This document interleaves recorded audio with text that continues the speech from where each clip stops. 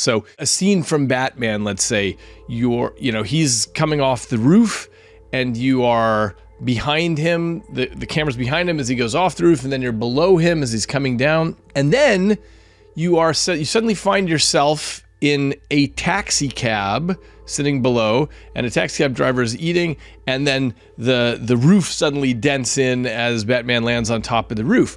But it doesn't bother us that we've completely switched points of view. We're now with the taxi driver. I guess it's because we have this event model running about, okay, Batman is falling, and we're happy to switch perspectives on it all the time. I think that's exactly right. I really am mystified that this works, but I think that the answer is going to have something to do with the fact that these representations are not primarily egocentric. They're what we call allocentric, right? So they're divorced from our personal perspective. And so what the brain is really caring about in that situation is, what's the thing I want to gather about information about next, right? So I want to get a good look at the cab driver. If I were really there, I would kind of crane my head and focus my eyes on them.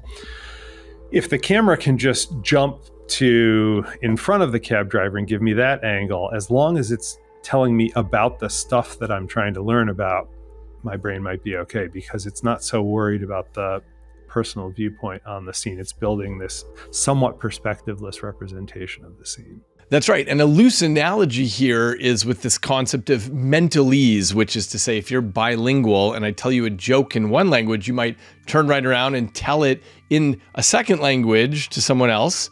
And so what that means is you haven't stored my joke in a series of phonemes, but instead it's the concept of the joke, the concept of the, let's call it the event model of this person said that to this person and so on. And it's somehow the same thing. So when Batman is falling, it's this thing happening in the world.